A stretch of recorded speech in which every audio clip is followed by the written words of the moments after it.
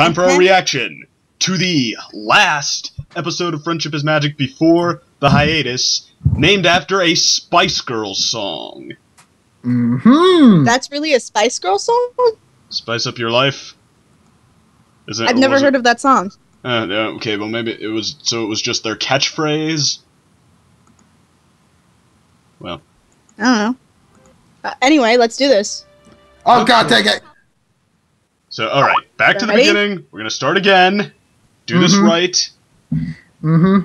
Rewind. God, I want some food. Okay. Italian sausage and some... God damn it. Alright, let's do this. Let's do this before I get more hungry. Got it. 1, 2, 3, go! Go! Synchronize. It's been quite some time since the map has sent us on a mission of friendship. Oh, we're using the map. We're really addressing this now? Yes. Oh, so it's just not been able to this entire time. How about that? Okay. We've come up with a spell that will get it working again. Time to reactivate the plot device. Bullshit! Without further ado, You cannot just come up with a spell that soon. Forget it. This is how the whole series has gone. They're able to come up with spells that do anything. Like, we thought about it, and that's how we were able to come up with it. Ugh.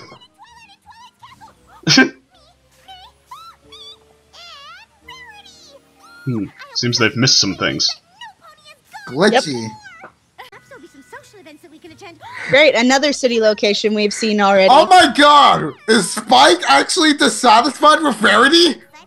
Yeah, he's been like that many times. Jesus.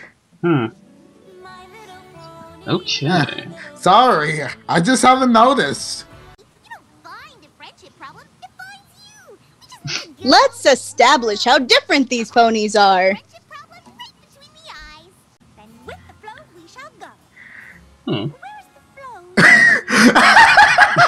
You need direction. Take your pick. Culture, couture, cuisine. The 3 C's. Oh, that was Looks easy. like we're starting with cuisine. Well, it sounds like all of Equestria. Hey, look! It's Tara Strong! Oh, look, more Canterlot ponies from the Canterlot Boutique episode. Nice. The Queen of Cuisine. And totally not relevant to the plot in any way, I'm sure. Absolutely not. No way. Without her approval, a restaurant simply cannot survive. Oh, another judge character. Please don't let it be as bad as what happened in Games Ponies Play. We don't talk about that. Oh, look! Small food gags. Tiny food. At least they're not talking about how tiny the food is. Yeah. Very nice. Well, Pinky's going to... Yep. Ugh. Oh, That facial expression. yeah. Try someplace else. Ooh. Maybe one more stop? A lot of cash to spare. Instead of trusting somebody else's hooves, I should pick the next Oh! Don't trust the critics. Yeah, that's been a theme in the show here and there. Every so often. Food! Food that smells. Oh, back alley. Indian food. It looks like it hasn't even been rated. Thank goodness. For the unexpected. Yeah, different strokes and all that. Oh my Wow, god. it looks great. It is very Indian. Are you here for lunch? Yes, indeed. Yeah. I also said that the most common argument you hear against critics is like, why would you let someone else make your decision for you? But then, like, otherwise, or at least when it comes to movies and stuff, because that's where you usually hear it, it's like, okay, well then make your decision based off of what? The trailer? Because that can make anything look good. Yeah. Oh my god, that sounds so good. What's your name? I mean, great, if you can try everything, do, because, yeah, there's a lot of Like, good there is surprises a out bunch there. of different types of puns here. Yeah. But yeah, if you only have some stuff if you only have one pick, I mean, invest your hard-earned money carefully. Oh. I see Wow, television you are still hasn't pessimistic moved. as shit. Pinky eat everything the same way? That's kind of how I eat when I taste something really good, except there's a lot more moaning. I'm just gonna let that pass. I just had my face all over it. Ooh. That's very obviously Trevor Duvall. She took one look at how empty it was and said it wasn't even worth reading. Oh, professional. Wow. What's it? Can get zesty gourmand here. And I can pack this place with Oh, yay. And how do you intend to do such a thing? just leave it to us. You know, you notice usually the cutie map episodes are always Packing things. When the lovely pony comes back and says always community style. This is more like an individual style. I'm just getting a head start. I've done it. See, Oh! Sorta, yeah. charm and cajoling, but I was able to convince Zesty Gourmand to come and try the food. You and Saffron can try and drum up some business. One packed restaurant coming right up. Coriander, I understand your trepidation. That seems about right. Get those hopes by making this place feel just like all of the other restaurants on Restaurant Row. Oh. Oh, no. That doesn't drive Rarity Yeah, okay. Fine. Rarity's I Oh, wonder what the moral's no. gonna be. the most unique and beautiful This is probably going to be the second time Pinky gets the right one. places on Restaurant Row. Well then, wait, what is Oh, Rarity no. here for if she's got the wrong idea? You must follow the trends, that's the key. Wait a minute, Rarity already learned this lesson in Canterlot Boutique. Boo. You must be Not really. Really? She was like, Technically yeah, all about the speaking, trends. the first. bring that in. Well, here's the thing. With that, it was her starting the trend. Now she knows the formula, so it's the trends have already been established. So she's trying to follow those trends in order to establish the restaurant as its own. Well, that seems even more like, I mean, yeah, she was all concerned about, well, she started that trend based on what was popular, and she's trying to turn this restaurant into the, but this is even less like, yeah, don't even make it stand out, just like go through the motions of imitating here's everyone the else. thing with the Canterlot Boutique episode, it was more like, oh, I'm establishing this trend. It's good. We're working with it, but now we have overkilled it. Yeah. Well, I mean, copying her own trend then again and again. I don't know. I mean, I get how you can defend it, but it would just seem like one of those such like technicality defenses. Like, one thing I don't like about this song is the fact that the visual they really copied and paste. Like, paste the thing. Huh. Actually- Litter bugs, huh? huh, well, it's pretty clear actually they're playing them off each other. Like, I think, yeah, neither Rarity No, nor I mean like Pinkie they Pie's copy idea. pasted. They literally copy pasted the same scene twice. 3 times. 3 times. Same shot. Well, I mean, they're really playing this up, but I think the idea is that neither Pinkie Pie nor Rarity's approach is working. Well, in the way of like, That food looks very yeah, it's not working actually. because they don't want to participate. Okay, well, this just got a little bit smarter, that there is such a thing as two polarizingly different. How many hooves does it have? Look, there's another one. There's another 2. Well, when it Yeah. gets rated, Bitch. Oh! Pinky getting upset. Look at this. Oh, oh, the tasty treat. oh my God. Restaurant sugar? Wisconsin or frickin' Canterlot from Canadian ponies. adventurous, but Yes, Canadian ponies. Food in all these hoity-toity places tastes like some pony cooked up nothing with a side of nothing. Mmm. There's the answer. You know, come to think of it, I mean, I've been to some quote-unquote fancy restaurants, but I don't remember any of them just serving these ungodly small portions that everybody seems to like making fun of. That's because they're usually, like, super, like... Welcome to the tasty treat. Usually when they do serve small portions like that, it's usually because of the ingredients being so frickin'... Expensive. Yeah.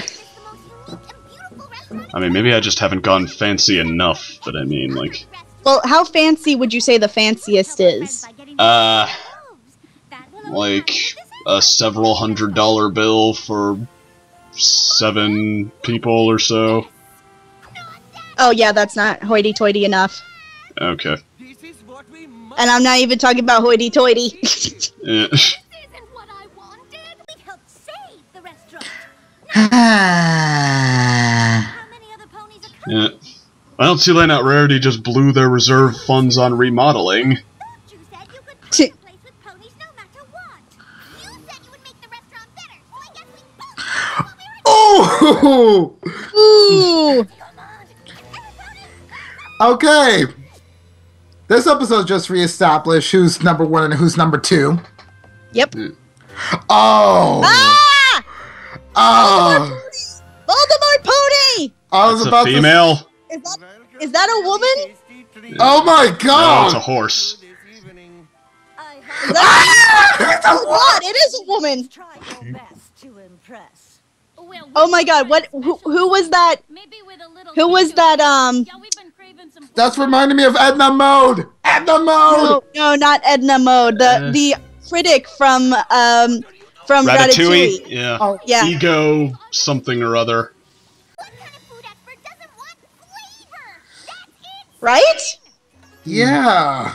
Yeah. I'm trying to fix it after you ruined it. Oh! And Oh, the shit. soup hits. Oh! Well, Ah! Oh. Oh my god. Please wait. Allow me to explain. Rarity, when it comes to fashion, you are adequate. Oh! I bite my hoof at you. Out of restaurant. Oh. Laughable service. Any pony can throw ingredients together and create an obvious taste that uncultured No, ponies no, like you Rarity can't. It's very hard to actually.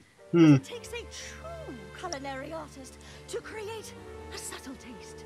The merest hint of a sensation. Okay, if that's what actual No. food critics say, I would support laughing at them. Yeah. It's like barely any But that's- taste, but subtly something. So embarrassed. I don't know that there are words That's for not really what food is supposed to do, bro. they are. Food is supposed to give you fucking orgasms No use crying in over your mouth. food now. Thank you for that image, Crimson. It's always mine. Mm. Truly delightful. Although I will say there is such a thing as critics who will tie themselves in knots just trying to All I've ever imitate what they're just trying to apply what they think are ironclad rules to everything. Yeah. Yeah, that's true. I think think every- it's true for anything, really. Mm-hmm. I think everyone's favorite example these days is Armand White, but there are a few I could name. What? Who cares what some stuffy unicorn thinks of the food here? It's exquisite. And they're all professionals, so we're totally safe to bash them from our Yes. lofty position of Mm. internet critics. To give it a chance. Pinky, we are the perfect team for this. We were just doing the wrong jobs. Yeah. Now we'll go out and bring the crowd The simple solution. and make sure this place is every Oh! moment we walked in. Here of one of the premier boutiques in Canterlot with a stamp of approval on something that wasn't. Okay. Okay, so Rarity's going with her own seal of approval to draw crowds. Mm-hmm. And then Pinkie Pie is redecorating everything to be like freaking delicious looking. Yeah. And you know, come to I mean, you would have thought that the best job... Okay. Okay, that felt weird. Yeah, you would have thought that, like, Pinky's job would be to draw a crowd and Rarity's to decorate, but... Ready for the grand To be Different true, tastes for different scenarios. yeah, especially considering this is Canterlot, more of a high standard type thing, Yeah. or high trending thing. By the way, I kind of felt a bit uncomfortable in that cooking scene that was just played. Why? Yeah, well, That was because the first time we fully got a full ass shot. Yeah, yeah. A full shot of what? Of Dad Pony. Oh. Oh, Wow. Gordon Ramsay Is that- pony. Oh my god! Ugh. Oh my god! It's a Gordon Ramsay pony! And he's not the one turning them down.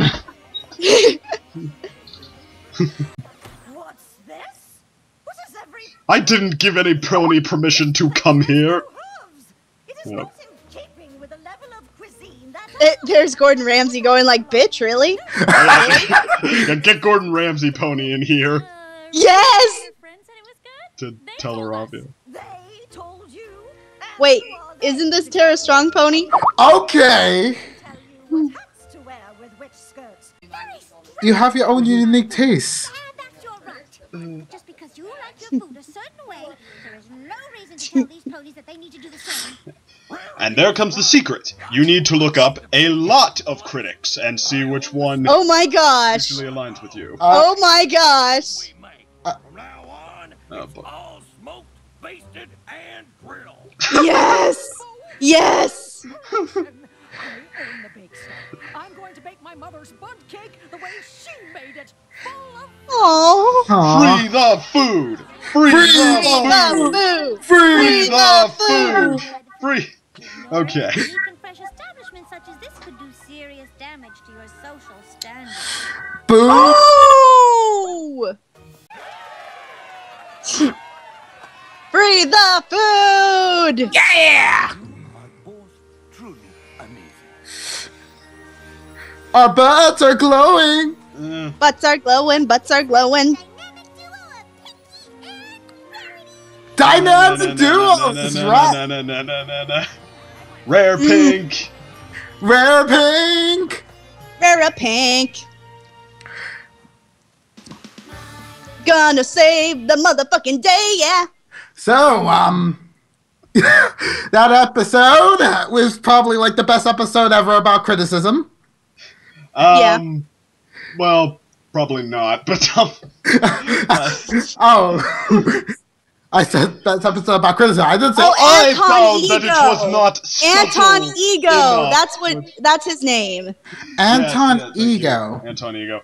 That was probably a better critique of critics, truth be told. I mean, it was... It was one of the better ones, I will say. I mean, well, it's always a very interesting position you find yourself in trying to critique an episode about criticizing critics. But, Also, Mhm. Gordon Ramsay pony. yeah. Gordon Ramsay pony. He knows true culture. Dude, they should have had him in there. Like, they should have asked, hey, I know that you do, like, this kid cooking show. Why don't you do, like, this cameo in your Gordon Ramsay voice doing, like, horse pun cursing? I am just so peeved at your presentation, madam. There are children here. And it's like, oh yeah, that's right. Oh yeah, MasterChef Junior. I love that show. Actually, I think it's like the only show I saw Gordon Ramsay in. I got food. Oh, here, take this jacket. Now give it back and buck off. Okay, but if you guys said this is the better episode, then which episode that they did before was the better episode about criticism?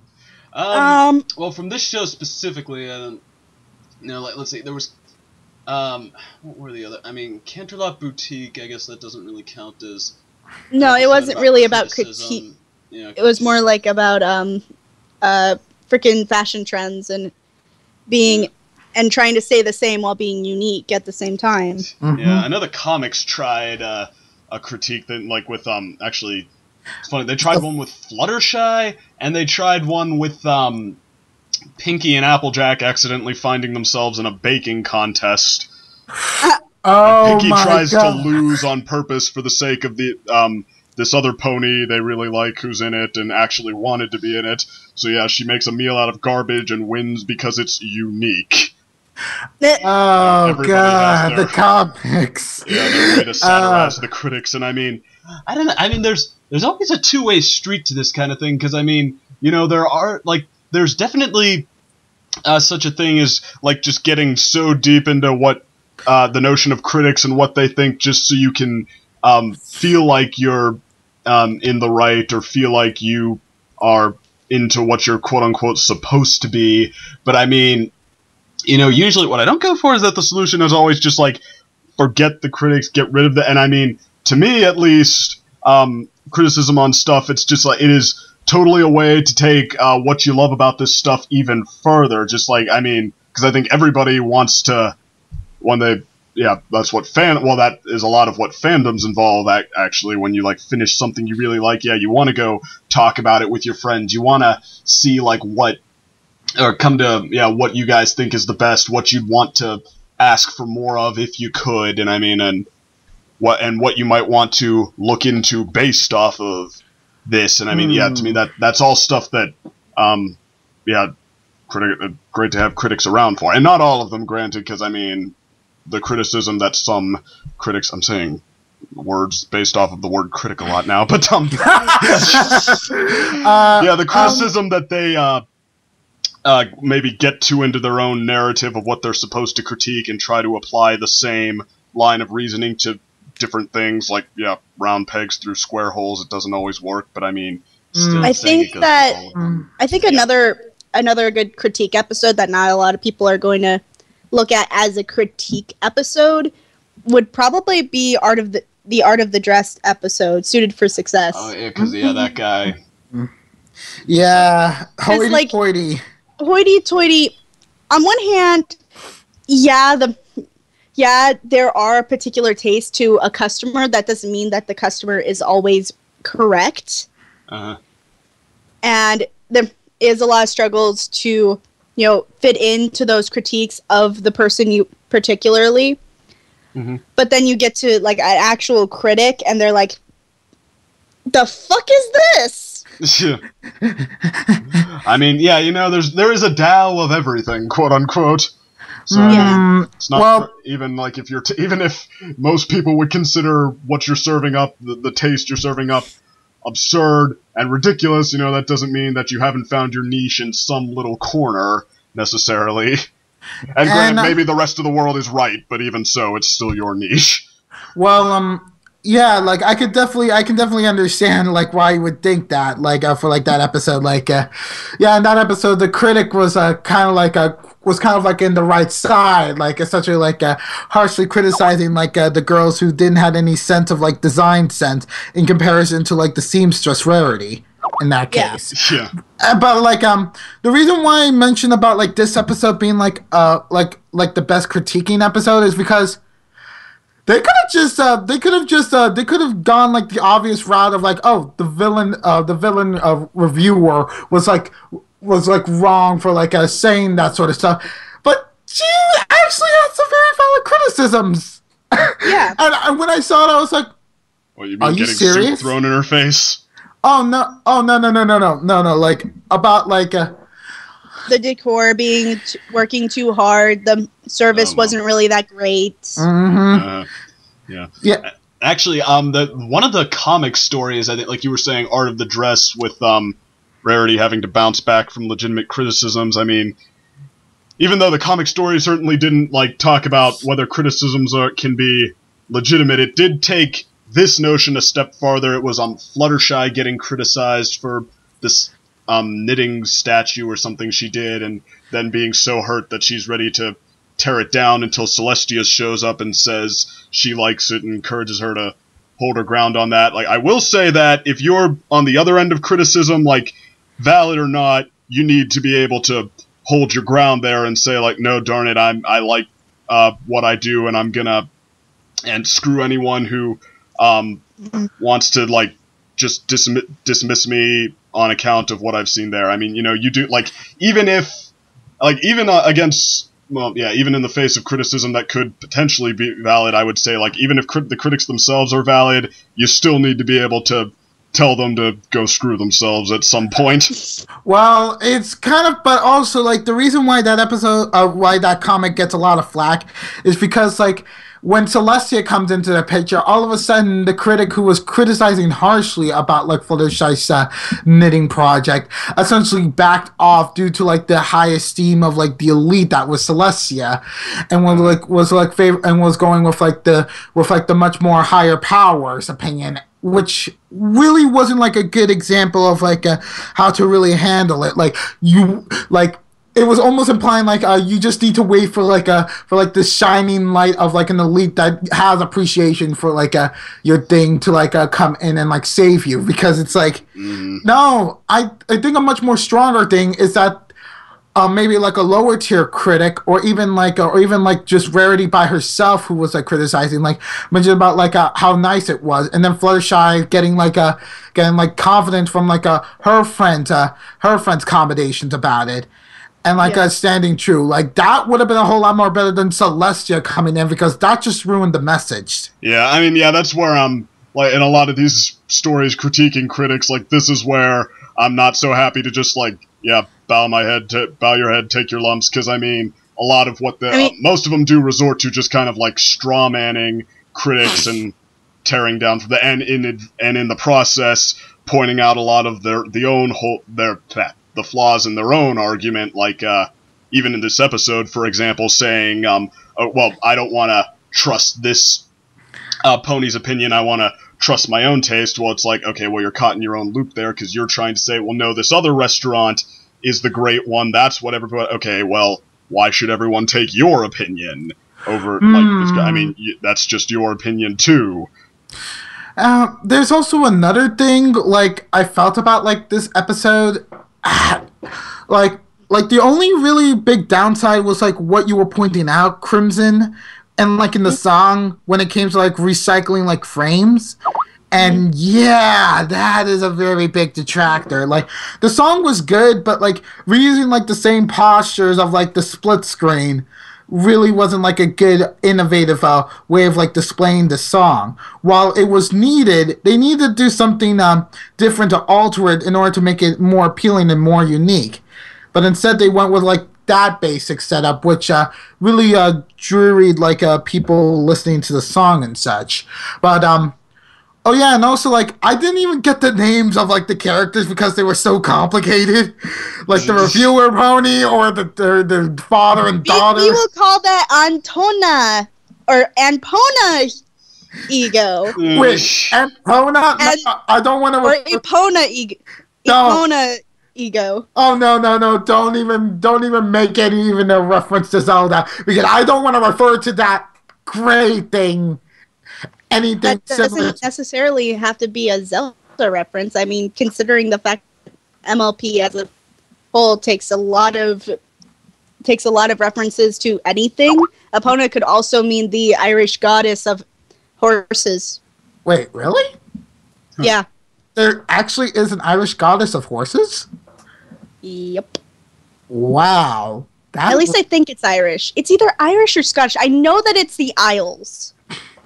Somewhere in the Isles. Oh, you learn something new every day. Yeah. But Yay! Oh my god, I just imagine, like, a Muppet version of, like, Crimson just saying yay, and it's like... Anyway, Somebody make with this particular episode, I feel like the structure was a lot better. The structure definitely flowed a lot better, but I will say that they kind of hammered in a few things, like, at the beginning, oh, let's just point out how different these two are in comparison to each other. Okay, let's keep doing that, like we did with Applejack. Yep, we're doing it. And then there's, like, the whole critic pony shows up at the end and asks them, "Yeah, who told you could eat here?" Oh, I mean, Like, that was like okay, borderline are you cringe. my mother? Are you no, you're not my mother? Fuck off. But now, don't you I see? will That's eat what critics my masala how I like it. Spicy. are. Just like he has Spicy as nothing hell, better to and do knowing than that to I will need to go to the bathroom in like 6 seconds. bathroom Okay. jokes. Okay, but I also really did like the fact that for like a map episode, it actually had Pinky and Rarity actually fighting against each other on their methods. Like, oh Yeah. my god! When I saw this, like, oh, they could be the best of friends, but they could also be the deadliest of enemies. Well, here's one thing I really wanted to do since the map is now a thing. I get that the main 6 are going to have to go again and do their cutie map episodes, but I think that it would be beneficial, at least for Starlight's character, to learn from those experiences and make like a little Dear Celestia or Dear Twilight, or maybe like a little report about, hey, this is what I learned, like a little journal. That sounds like a nice idea.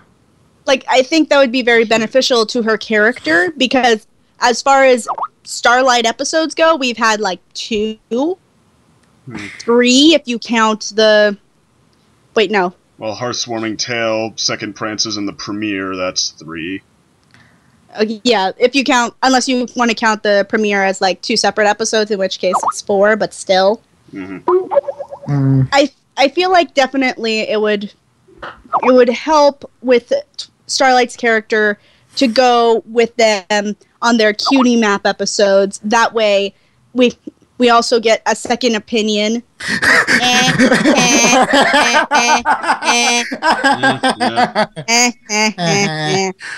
Screw you two, but okay.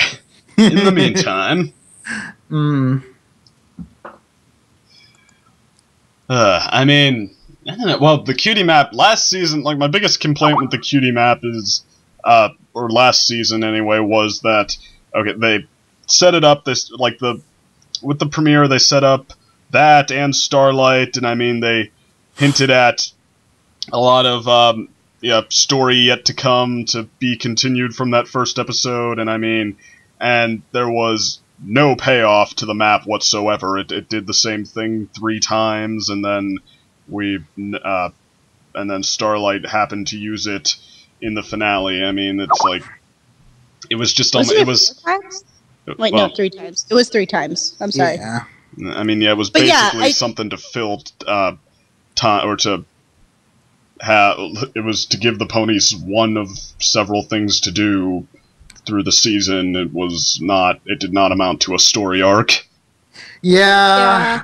Yeah, I definitely had that problem with the cutie map. As funny as some of the episodes were, there were a lot of disappointments as well, and I also...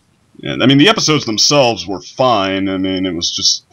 the season did not carry the same momentum as the other ones to me. I mean, like, seriously, like, the first, it was actually 4 times, including, like, the season 5 premiere, but, like, the only times that the cutie map actually felt like it could have, was actually, like a cutie map part 1 and 2 and, Lost Treasure of Griffinstone. Like, when the map was used then, like, it felt like a greater calling. But then when we go into, like, more mundane locations like Manhattan, Canterlot, or whatever the place was. Appaloosa? No, it wasn't Appaloosa. You know, it wasn't Appaloosa? It wasn't Appaloosa at all. It was, we didn't get it was like a ridge. Yeah, some hillbilly segment of the world. Oh, right, that. But don't you see, this episode freed the food. Is there a higher calling? Free the food! Free the food! Free Got the it! food! I'm gonna stuff myself with all that pizza and more.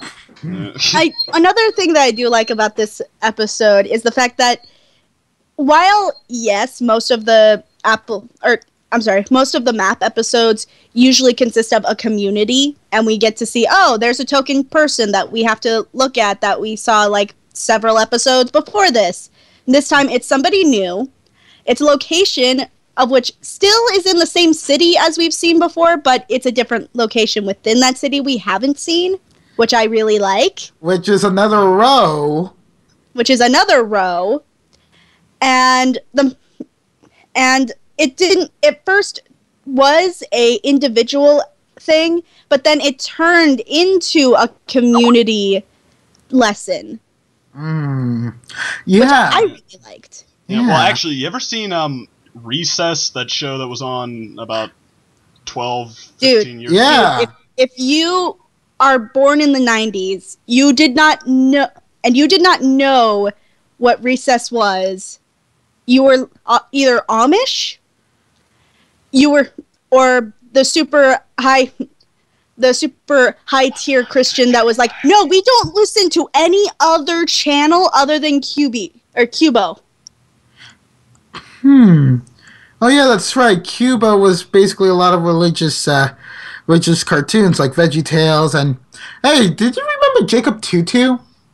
Oh God, I don't want to think about Jacob Tutu. Well, now that we got to the punchline, though, if you guys saw that, I think it was the finale DVD to Recess where they're in the 5th grade, and the guy who I think was the villain in the movie, like, takes a he and this panel of experts or whatever decide that the best thing for students is the most horrible that thing they don't have recess. Yeah, eating. Well, actually, I think they still let them have recess, but they had to eat like nutrition paste for lunch, and yeah, I think he might have gotten rid of recess. Well, anyway. Well, that was the movie plot. Get rid of recess. Remember, it was like that. And then TJ decided, oh, dude, you know, I'm staying in my room. This is my protest. Yeah, well, I am staying in my room.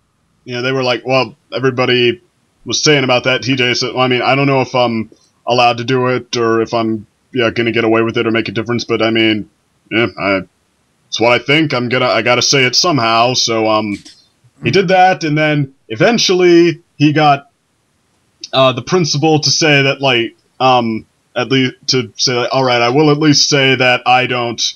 No, wait, what did the principal? Well, he got the principal to take some kind of a stand, and then one of the like experts on the panel said, like, you know what? I'm inspired. You know, I didn't think any of these were a good idea. I just went along with it because I thought it's what everyone else wanted, and then everyone else realizes it once that, well, wait, I didn't think so either. I just thought, yeah, that none of them besides the evil mad scientist guy. I just thought that you guys thought that this was a good idea.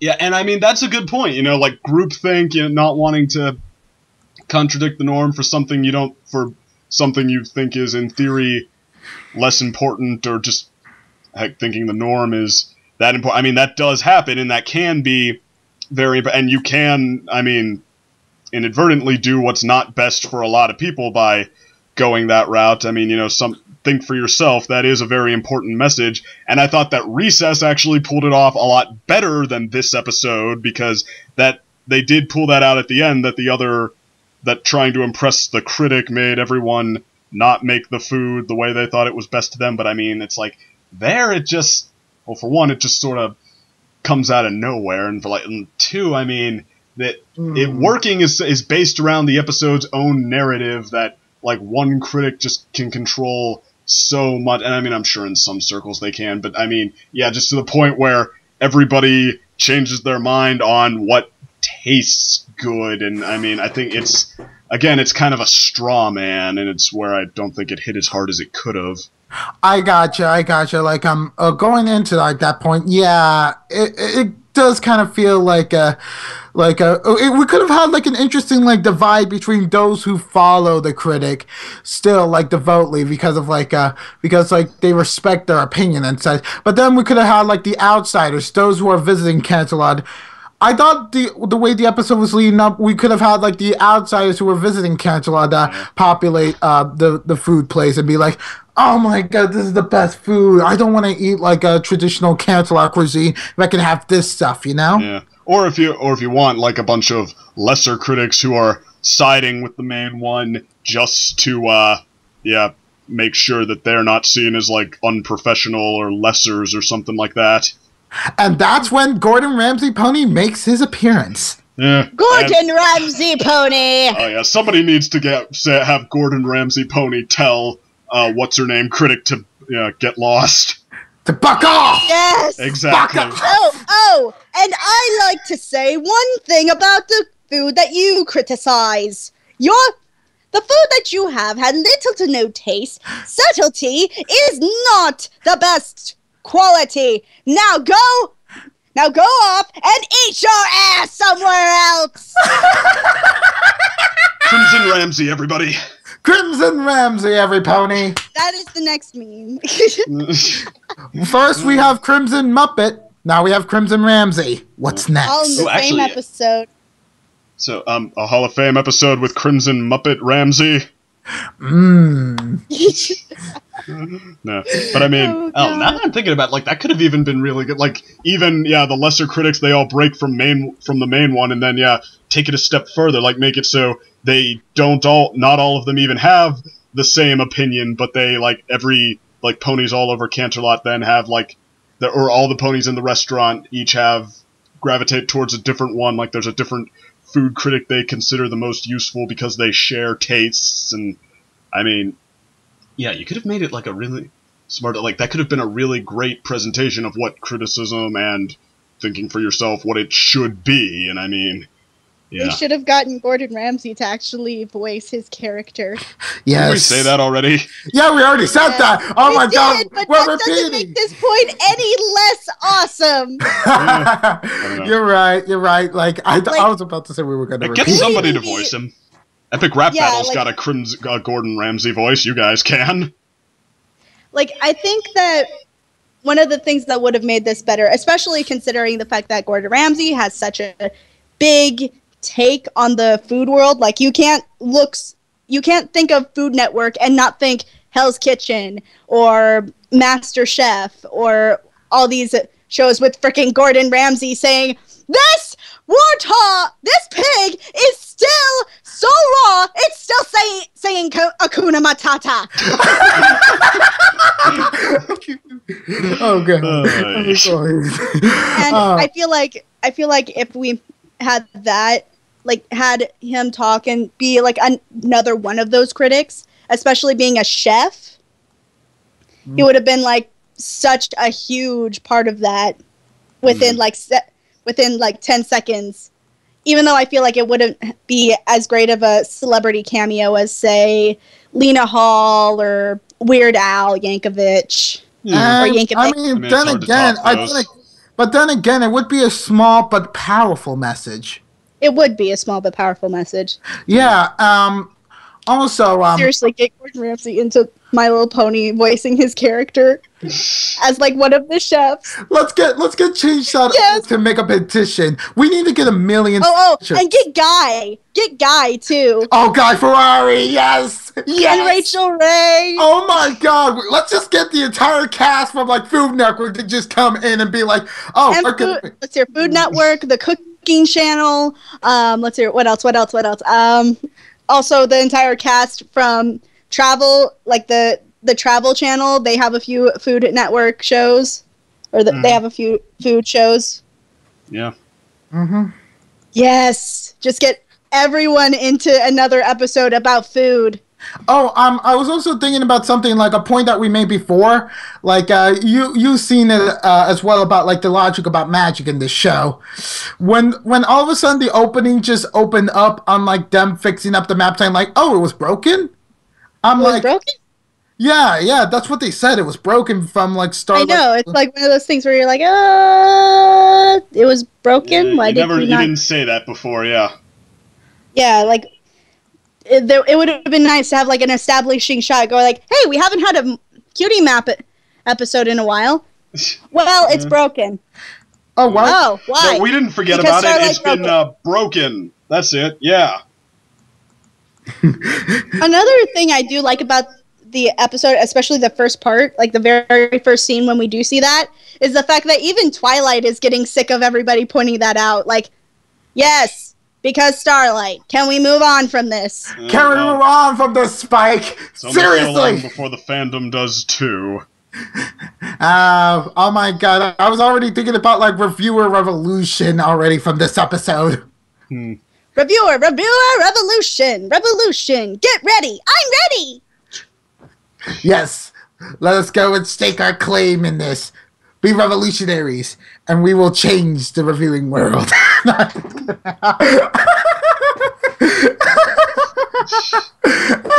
people will respect us for reviewing things about candy-colored ponies. They will give us little guys. We will be taken seriously outside of My Little Pony. I swear. Well, we're gonna have to be because we're on the hiatus now. Yes. Yeah. The hiatus.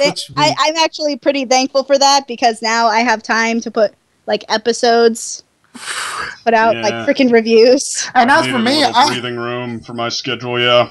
And as for me, I have time to put in my storyline into work. Hey.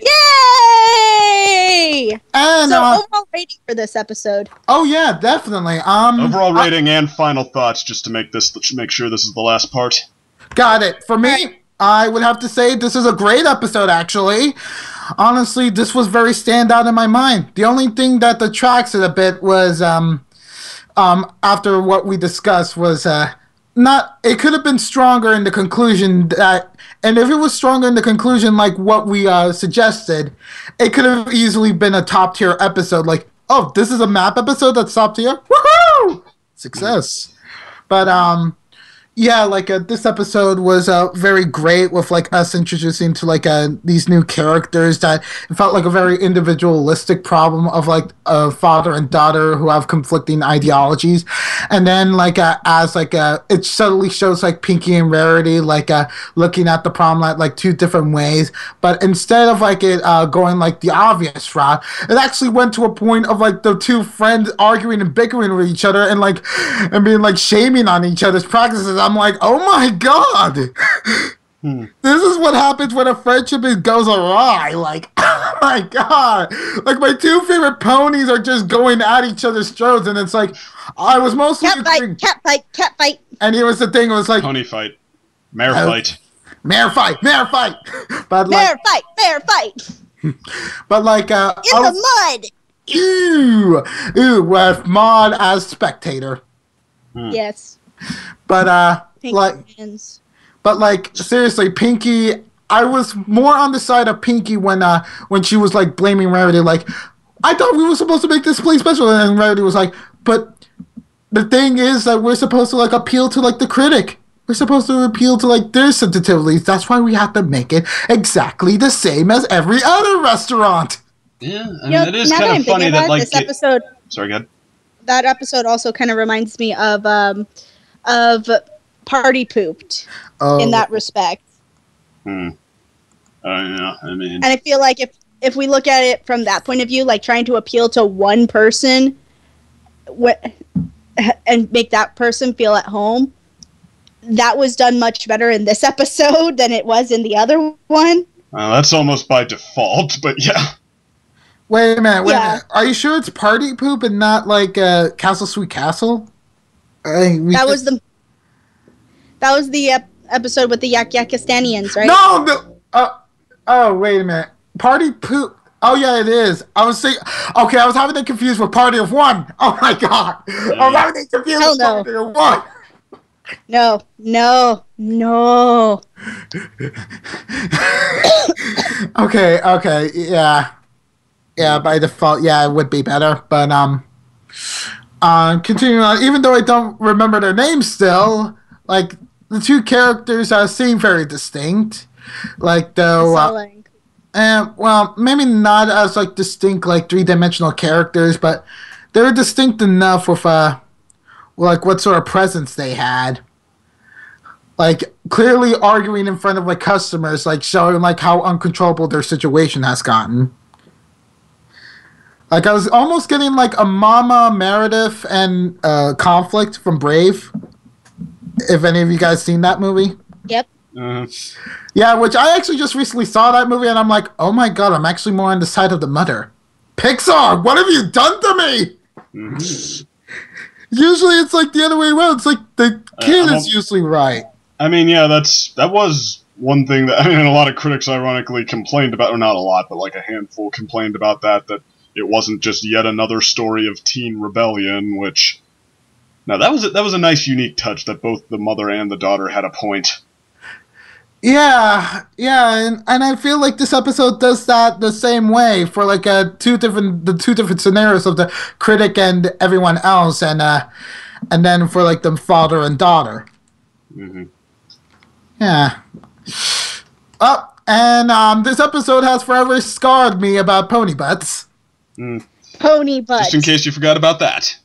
Yeah. Pony butts!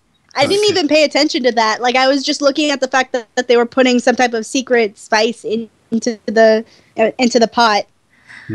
Come to think of it, I wonder if people tease Luna that she has a moon on her butt. Well, I'm sure she moons everyone. He finally got it. Yes. Oh, wait a minute. Is it weird to say that Luna doesn't have a full moon? Rim she shot. only teases you with the crescent moon. That's why the ink spot is there. For if you really want to get intimate, you get everything. Actually, that's her. That's not even like her cutie mark. That's her. That's her pony butt. Oh yeah, that's right. Anyway, as far as my own rating for this episode goes, I would give it like a solid 8.5 out of 10. Mm-hmm. It's a really solid episode. It could have done a lot more to make it just stand out beyond all times. Mm-hmm. But for what it does get right, it does beautifully. The song was great. The visuals sometimes repetitive, but as a whole, the episode was really good. Mm-hmm. For me, well, I mean, I'm wondering if I should watch it again, just like if the character interactions, as much as this episode hates subtlety, but no, I mean, I'm wondering if there are subtle touches that I maybe just like, yeah, talking about it as it's happening, didn't take in just right, so I might watch it again, but I mean, yeah, just the thing about this, like, it had a good setup, it had good ideas here, good themes on the table, but I mean, it's like the difference between a decent episode or a good one or a great one, just like the delivery. I mean, this one, I don't know, it seemed fairly square cut. I mean, it's like you were saying, Crimson, with things not always being subtle, kind of laid on thick, and yeah, this episode was less woven like a quilt and more hammered like a box. I mean, it just like Pinky and Rarity's interactions, like they were fine, and we had some like kind of funny moments, like Pinkie Pie, yeah, with her face in every plate, but stuff like that. But yeah, The face. Yeah, just like there wasn't anything like compared to their other episodes that I felt like that felt just really special and unique to this one. I mean, there was that plot, like, or the conflict, like I said. I mean, there's a lot of meat to it, but I mean, they kind of went with or for a lot of it anyway, they went with the straw man argument, and I felt like they just kind of, I mean, like, they kind of, like, hammered their points together. You knew what it was trying to do, you knew more or less how it was going to do it ahead of time, so, you know, the part where she shows up at the end, and yeah, critics have nothing better to do with their time than pop into restaurants they didn't approve and tell people that nobody told them they could eat there, like, really? But, I just realized something. That critic pony kind of looks like a mosaic gone to life. Yeah. Yeah. That was a mosaic gone to life. That's a scary ass mosaic. Yeah. Yeah. So, I mean, I don't know, like, were the ideas not uninteresting, but I mean, just, you know, like, other episodes have really managed to make me feel for their dilemmas a lot more, really managed to get me behind everybody a lot more, and I mean, here it just kind of seemed like all standard, like once you got the idea that there wasn't much more to it than that, so I'd say more like a 7. I gotcha. I mean, although I would want to watch it again, because I mean, like, just make sure I took in everything about, you know, Piggy and Rarity talking to each other and everyone else, because I mean, there can be some, I mean, those two can result in some, like, just golden little moments, although, like I said, nothing from what I managed to take in seemed like it really was that spec. Like Rarity doing the what is it, the advice booth from the Peanuts in Made in Manhattan. That's one little moment that I just absolutely loved. And I mean, if you had something like that here, that already probably would have bumped this episode just like up half a point right there for me. But yeah, didn't quite get anything like that here. Wow, I still think it's an 8.5 out of 10. So, yeah, I still think it's like a very I think it's clearly like one of the best episodes for season 6. Yeah, well, granted, season 6 has been losing me a little. Like I was getting excited for it for the first 5-6 episodes or so. The last few, I mean, I've just been like, okay. I mean, that was not the opposite of worth my time, except in the case of Applejack's Day Off. But I mean, yeah, I'm a little more lukewarm now. Like I don't feel it. I don't have this sense that it's. But well, I mean, in theory, it definitely seems like it's building to something. But I mean, I don't feel the excitement. You know. I would have to disagree with you on that for the most part, because I'm actually still really excited, especially with the cutie map coming back, Starlight's in the mix once again. We're getting some more unique writers coming onto the staff, so I'm really excited. Well, I mean, like, in theory it's there, but I mean, just like the last few episodes just felt less like, oh my gosh, I've got this idea that I really want to share with everybody, that I really want to bring to life, and more like, hey, let's try this. That would be a good conflict to have, wouldn't it? I honestly think, like, with, like, the map, it kind of feels like the show has segmented off, like, with, like, the old classic Season 1 and Season 2. Then Season 3 was, like, a transitionary phase to Twilight being a princess. Season 4 was all about the princess arc. But then Season 5 and Season 6 kind of shows itself feeling quite different with, like, the cutie map. So what, you're saying Season 6 is like the earlier seasons, or isn't? Isn't. Yeah, it feels like Season 5. It feels like a continuation off of Season 5, actually. Yeah. Well, at first I was happy to say that it didn't. It felt like it was establishing new stuff and sowing the seeds for arcs. Now, I might actually side with you. I mean, I'm sure it's setting up something. Like, every single episode so far seems to have tried to, like, sow the seeds for something. But, yeah, it's, I don't know, maybe that's it. Maybe it's just like in the preparation stage, and that's all the first half was supposed to be. But I mean, these last few episodes felt very much like, okay, yeah, just preparing for something, not actually something in and of themselves. Well, at least we haven't seen like the black spot everywhere they go. The black spot. Oh. Black spot. It's going straight towards the Empire. What are we gonna do? Oh yeah. Well, although, actually, I shouldn't spoil that. But anyway, so okay, Unova says great, Crimson says pretty good, I say decent enough. But alright, so, well, actually, here's a question for you guys, since you seemed like you were more on my side last week. What is it that pushes this episode above the one with Zephyr Breeze to you? Okay, so, first of all, when it comes to characters, the between Zephyr Breeze and our two freaking Masala and Kumin, I would have to say that Masala and Kumin are one of the more forgettable characters, but Zephyr Breeze is pretty much one of the more unique characters. Like, I can say Zephyr Breeze and you can understand exactly what I'm saying. Yeah, she says to the guy who confused about Zephyr's name the entire time we were talking. Yeah. Freaking Febreze. Mr. Febreze. Mr. Febreze! He'll pretty up your entire environment with pretty smells while not cleaning up the air pollutants. Yeah, well, I mean, apparently a Zephyr Breeze is a thing, but I mean, I hadn't heard that before. It sounded like a nonsense word to me. Zephyr Breeze is actually a brand. Yeah, okay, I mean... It is a brand of air conditioning. Uh-huh. Wow.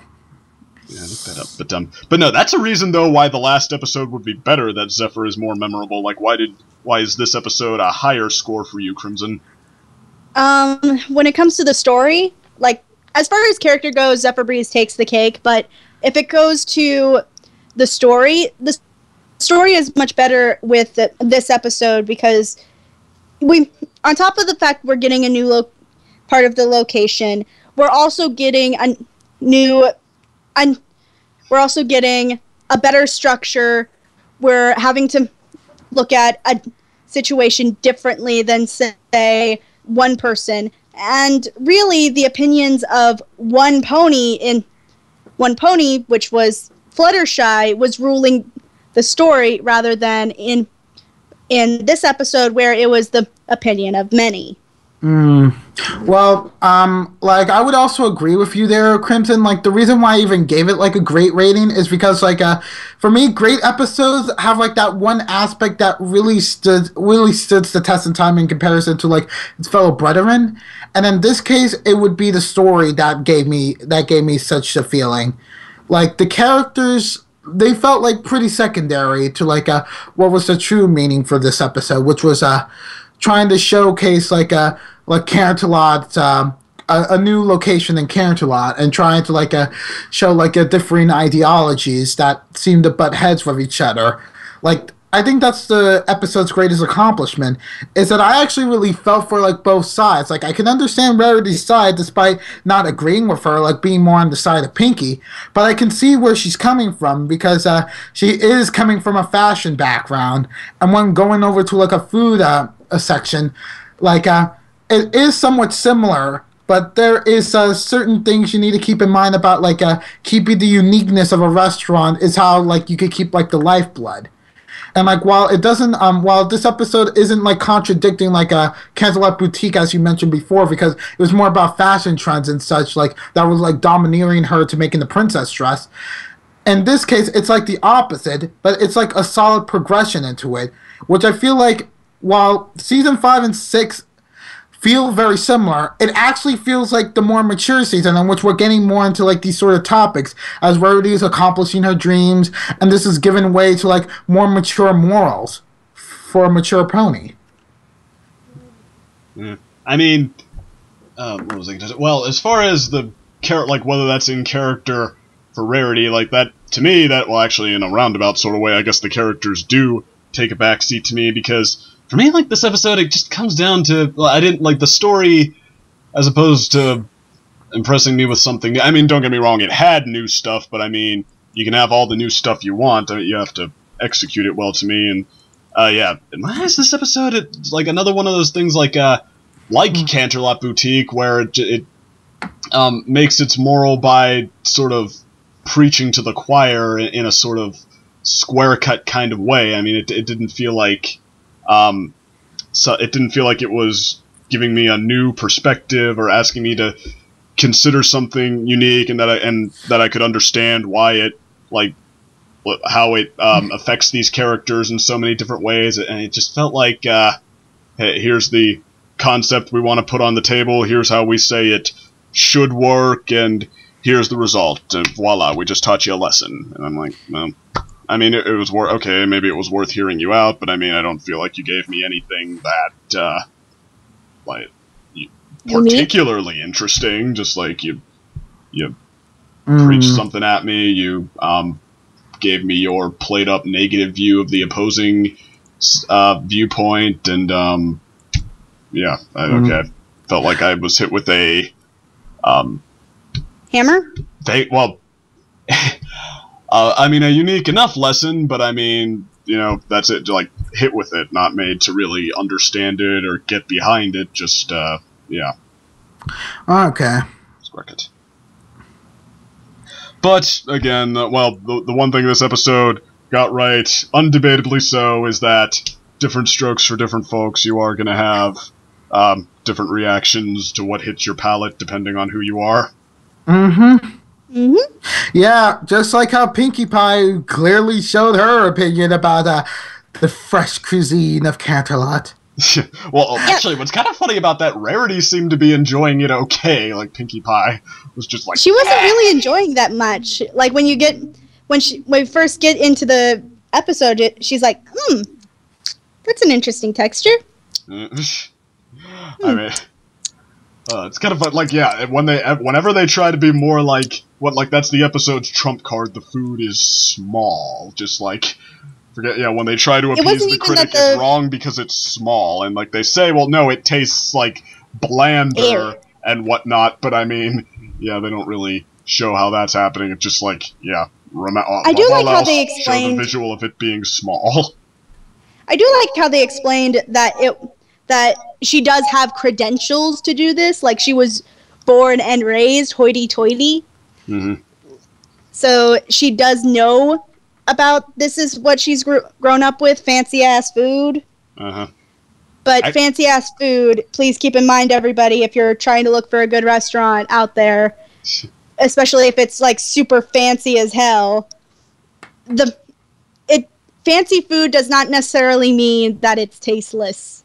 It can actually be very flavorful and very delicious. And oh my god, I'm actually drooling right now. And as for me, like, I really did appreciate how, like, the episode subtly showed, like, the critic pony as like an oncoming threat. Like, with, like, how many, like, of the restaurants were, like, pretty much, like, the same. They're, like, the 3-hoof rating. And all of them were serving, like, the same, despite being in different restaurant locations. Like, it basically showed, like, a problem with, like, the community. But we weren't getting focused with, like, the problem of the community at first. Because we were getting introduced with, like, the father and daughter.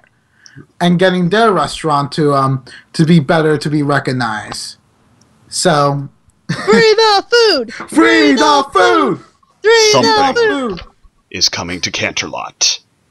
It's going to be We saw the signs. 3 hooves, 3 hooves. You were warned. And now free the food! Free the your food! restaurants will never be the same. Free the food! Free the food! Free the What's food! her name's face mosaics onto the screen.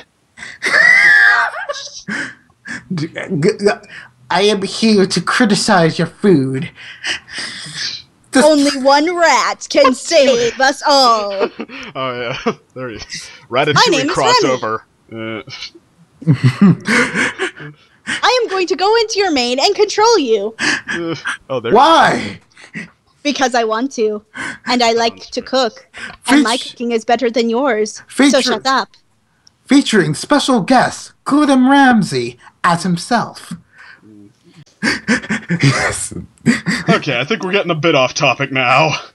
Or getting on topic with the food display here. Oh yes, the food display is beautiful. Okay, Beautiful, I'm just gonna leave them to keep doing that, everybody, so... Otherwise, you can check out now. We'll talk to you later. Ciao! See ya. Ciao. He would.